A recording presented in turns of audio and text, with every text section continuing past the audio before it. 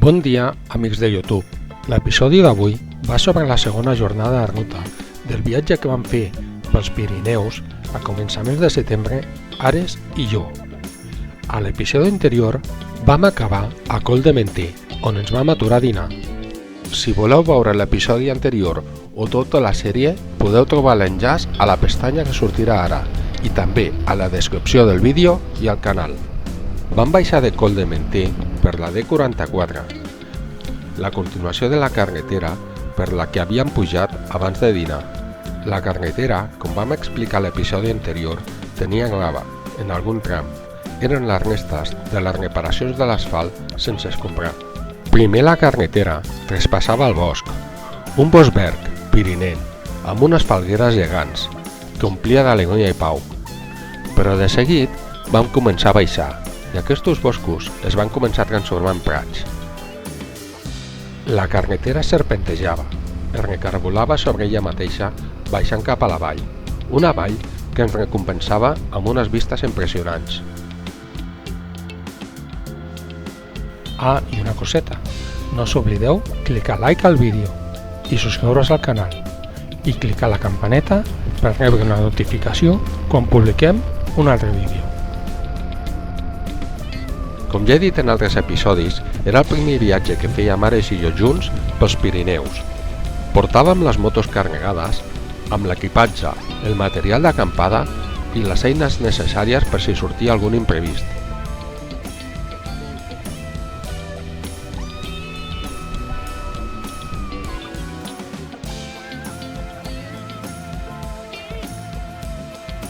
Començaven a aparèixer les primeres cases disperses per la vall, senyal de que algun poble ja estava a prop.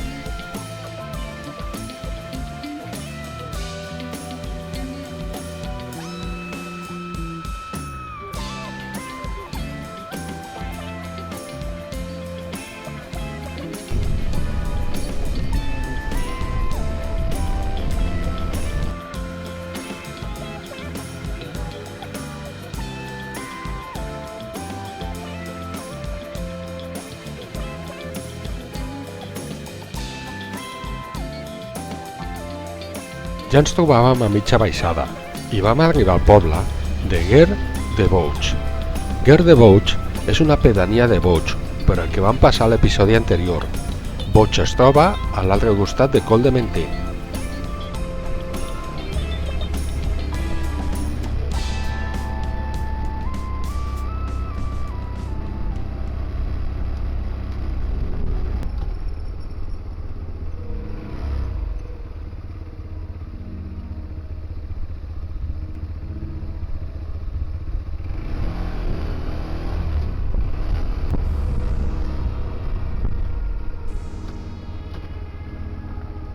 Baixant cap a la vall, ens va resultar curiós aquest indret.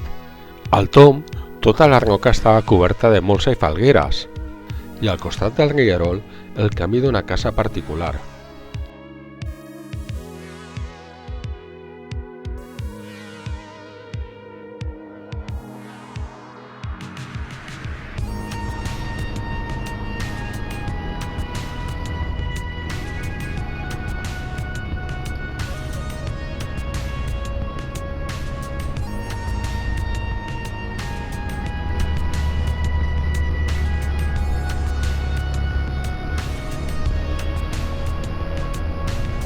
Passat el pont del riu Ger, un afluent del riu Garona, ens vam incorporar a la carretera D85. Aquesta carretera ara anava paral·lela al riu. Sempre que vaig a algun lloc nou i després de veure in situ les possibilitats que hi ha, tinc ganes de tornar i explorar nous camins i noves carreteres. És l'avantatge que et dona una mototrail, que amb coneixement l'aventura està assegurada. El següent poble que ens vam trobar va ser una altra pedania de Boig, en aquest cas Coleducs.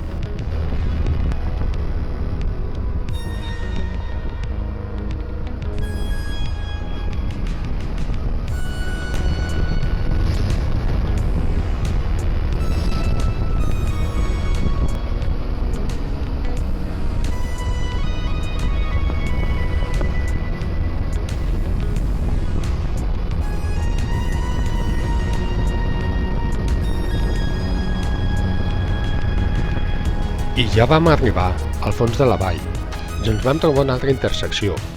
Nosaltres vam seguir rectes per la D618 per pujar al port de Portet d'Espet.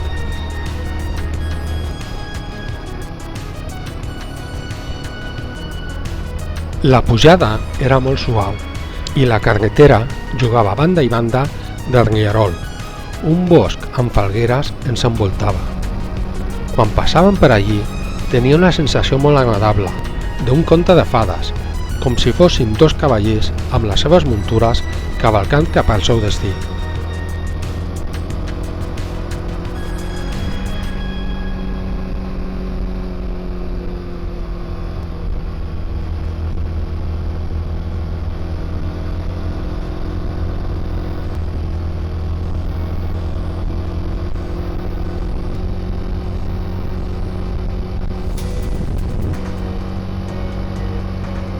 Es notava que ja estàvem a dalt, perquè ja planejava. Del bosc ens allunyàvem i així vam arribar a Coll de Portet d'Espet. Ah, i no ho havia dit fins ara, però el nostre viatge el feien, com sempre, amb l'Arnagatxa, la Moto Guzzi V85 TT Travel i la Macboard Montana XR1.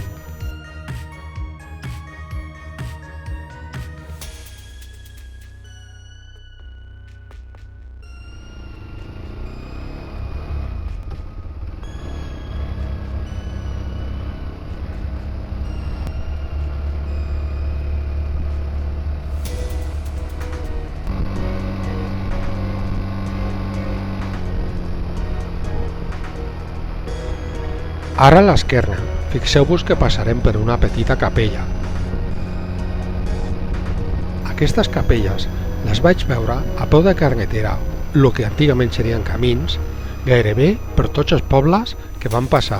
Aquesta és la que està al poble de Portet d'Espet. D'aquesta no vaig trobar cap referència ni informació. Si algú en sap alguna cosa, pot col·laborar i escriure-ho als comentaris.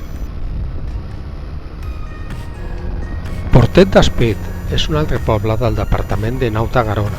Era el poble més gran que havíem vist des d'abans de pujar a Coll de Menter, a l'episodi anterior.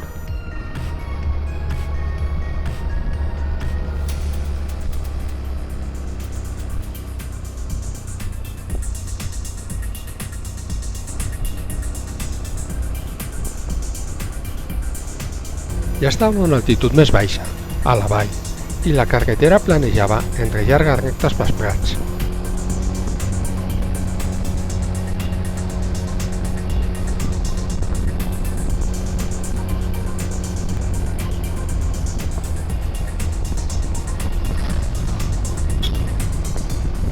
Vam arribar a la delimitació de departaments i vam entrar al departament de l'Ariège, en occità Arieja.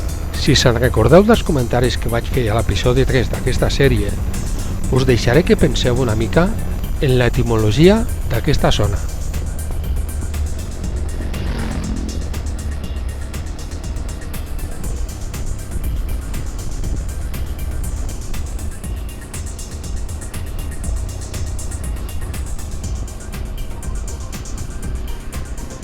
A Sant Larí, aquest municipi de l'Arieja, van començar a anar paral·lels al riu Boigan, riu que ens acompanyarà gran part del nostre trajecte, fins que desemboqui al riu Lelez.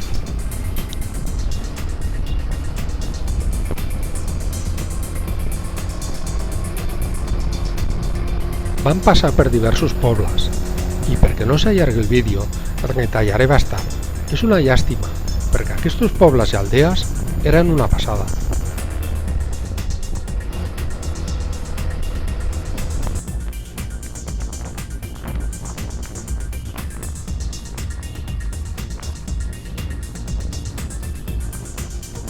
I com us havia dit abans, ara passàvem per una d'aquelles capelles, ara al costat del poble d'Augirein.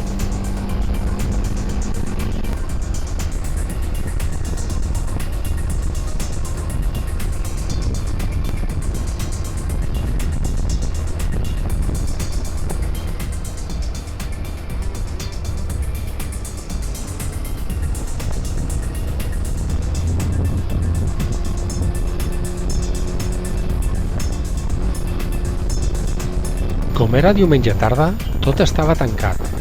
Només es veia per la carretera i pels pobles a companys disfrutant del seu viatge, a excepció d'aquest pagès amb el seu tractor.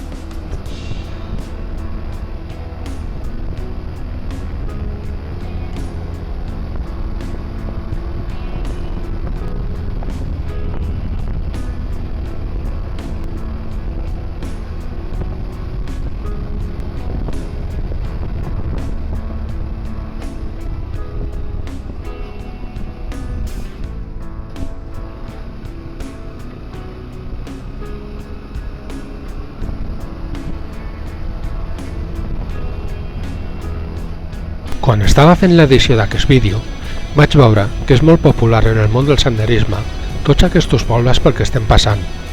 Rutes a peu per visitar esglésies romàniques, castells i la seva proximitat a Coll de Portet d'Espet són molt populars a Wikiloc i d'altres webs.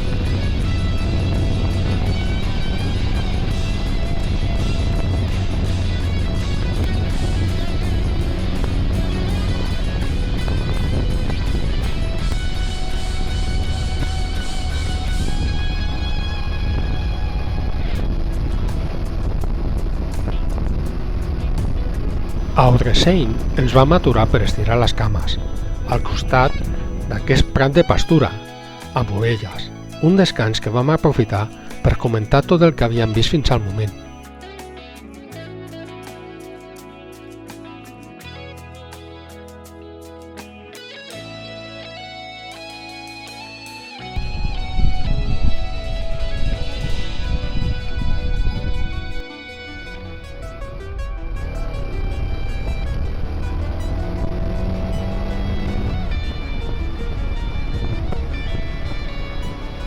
Al sortir del Dresseny vam trobar una altra intersecció i nosaltres vam seguir per la mateixa T618, direcció a Sant Girons.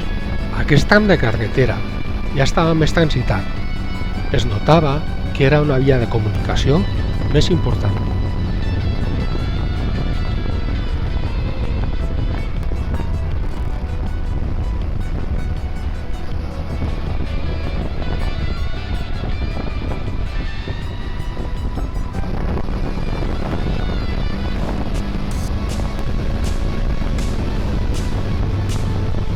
A Lucenac, una pedania de Molís, van trobar aquesta església romànica. Es tracta de l'Église de Notre-Dame de Lucenac, del segle XII.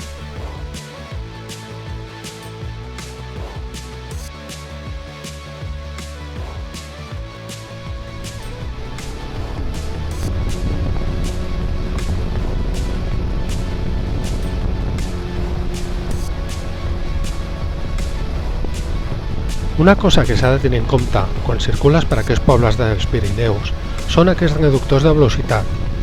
Normalment a cada poble en trobem dos, una a l'entrada i l'altra a la sortida. Sant Girons ja és un poble més important. Aquest poble està situat en una plana on el riu Lelez desemboca al riu Salat, el qual és afluent del riu Garona.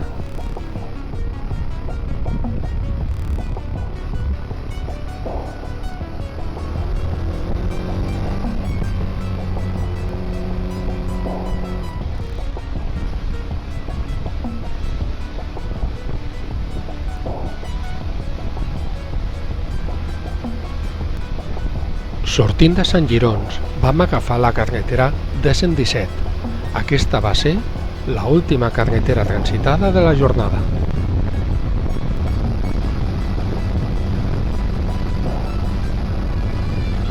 I en breu vam arribar a l'Escur.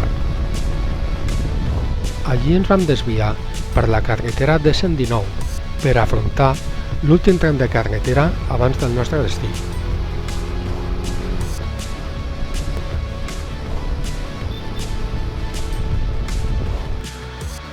Aquesta carretera tornava a ser una carretera solitària, entre prats de pastura i cases disseminades.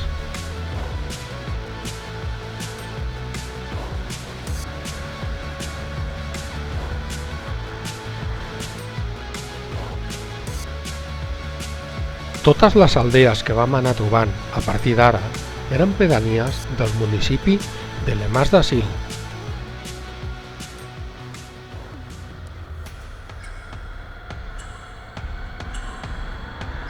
A aquesta carretera venien a parar un munt de camins asfaltats. Segur que voltar per aquests camins ens pot portar a llocs molt interessants, però això ja serà en una altra ocasió. A partir d'aquesta intersecció, la carretera anava paral·lela a un rierol, el rierol de Portet.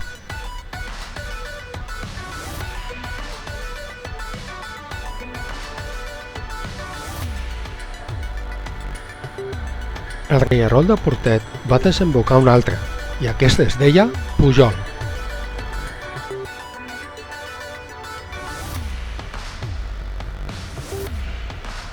El rierol de Pujol es va deixar veure de tant en tant a tocar la carretera.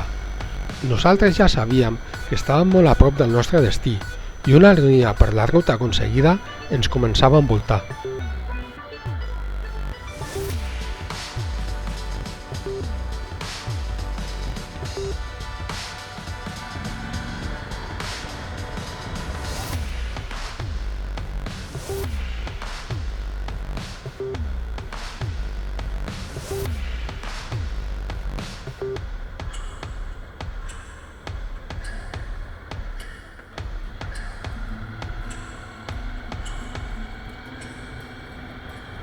Ens va fer molta gràcia veure aquest ramat de vaques pasturant, ja que feia molta estona que no en vèiem.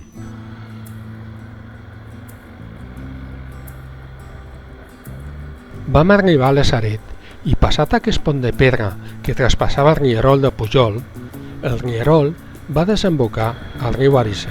Vam passar pel costat d'aquesta església a l'esquerra, una atracció turística de Les Mas d'Asil. Es tracta de l'església de Reinot i el camí de la Creu.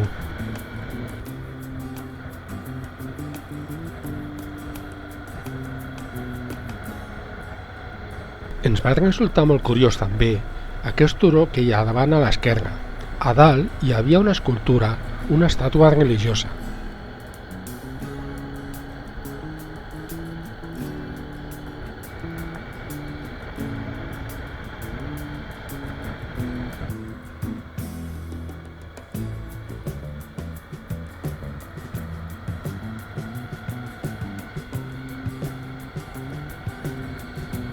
I després de traspassar el pont del riu Arís, vam arribar a l'aparcament de la Grota de Mas d'Asil. Sobre geologia i com el riu Arís va excavar la grota, no us explicaré res, simplement us dic ara, per no dir-ho després i destorbar, que la grota és impressionant.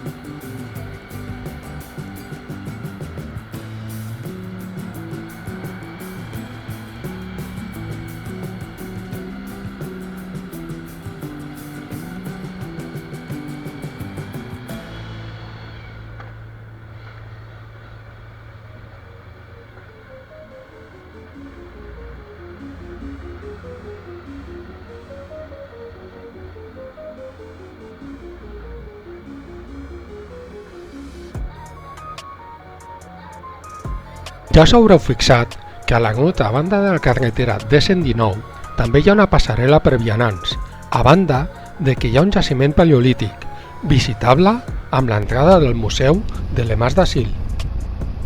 A l'Emàs d'Asil em vaig tornar a ficar davant per anar al càmping, on teníem pensat fer nit. Vam poder veure que l'Emàs d'Asil era un municipi més animat, amb terrasses, bars i restaurants.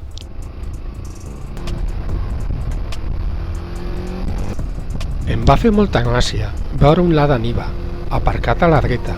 Va ser el primer cotxe que vaig conduir, un cotxe d'origen soviètic, un cotxe ben pensat, però amb components de baixa qualitat i molt mal realitzat. I a la sortida de l'Emàs d'Asil, i després de passar aquest pont que passava sobre el riu Arise, vam arribar al càmping.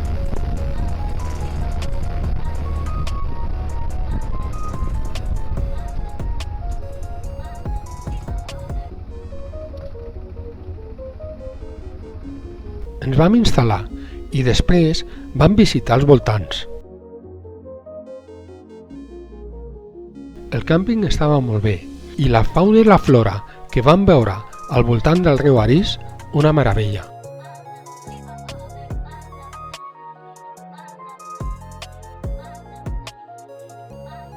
Us recomanem que entreu a la descripció del vídeo. Allí podreu trobar enllaços d'interès, a banda de l'enllaç de Wikiloc de la ruta. Us animem a que també ens seguiu a YouTube i Wikiloc. I després de la visita, ja vam dirigir-nos al campament per preparar-nos el sopar i descansar per la ruta del dia següent. Ens veiem al pròxim episodi.